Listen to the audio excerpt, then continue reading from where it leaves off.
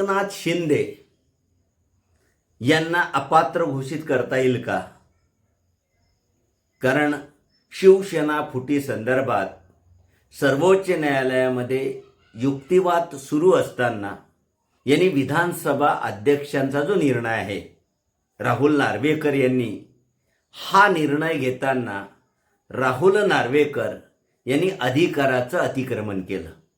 कारण राहुल नार्वेकर यांना शिवसेनेमध्ये जो फुटलेला गट होता एकनाथ शिंदे या लोकांना अपात्र घोषित करायचं होतं, परंतु या गटाला अपात्र घोषित न करता राहुल नार्वेकर यांनी शिवसेनेच्या दोन्ही गटांना पात्र केलं. एकनाथ शिंदे यांच्या गटाला देखील पात्र केलं आणि उद्धव ठाकरे यांच्या गटाला देखील पात्र केलं. कोणत्याही आमदारांना अपात्र केलं नाही.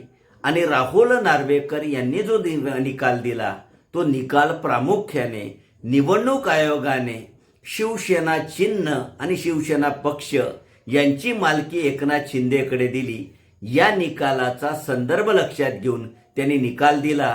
परंतु शिवसेनेचे जे ॲडव्होकेट आहेत देवदत्त कामत यांचं म्हणणं असं आहे की विधानसभा अध्यक्षांनी सुनील प्रभू यांनी दाखल केलेल्या अपात्रतेच्या ज्या याचिका आहेत त्या याचिकेमध्ये त्यांनी असं म्हटलं की एकनाथ शिंदे जे आहेत या एकनाथ शिंदेंना अपात्र करायला पाहिजे होतं, परंतु अपात्र केलं गेलं नाही. म्हणून या संदर्भात न्यायमूर्ती बागची यांनी असं विधान केलं की एकनाथ शिंदे यांना अपात्र करता येईल का? कारण विधानसभा अध्यक्ष जो आहेत या विधानसभा अध्यक्षांनी दिलेला निर्णय कोर्टाला बदलता येईल, परंतु विधानसभा अध्यक्षाची भूमिका घेऊन कोर्ट एकनाथ शिंदेला अपात्र करू शकतो का?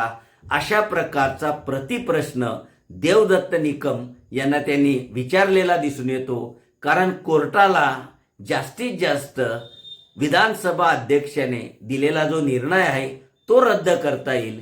एकनाथ शिंदे यांना अपात्र घोषित करता येणार नाही हे एक प्रकारे कोर्टाने मान्य केलेलं दिसून येतं. म्हणून शिवसेना फुटी संदर्भात आता एकनाथ शिंदे खरोखर अपात्र होते का, किंवा एखाद्या अपात्र माणसाला मुख्यमंत्री केलं होतं का, किंवा राहुल नार्वेकर यांचा जो निर्णय आहे तो खरोखर घटनाविरोधी आहे का, या संदर्भात युक्तिवादामध्ये उद्धव ठाकरे गटाने जी बाजू मांडली आहे त्या बाजूमध्ये यांना अपात्र केलं पाहिजे होतं, परंतु अध्यक्षांनी हेतुपुरस्सर चुकीचा निर्णय घेतला असं ऑब्जेक्शन घेतलेलं दिसून येतं.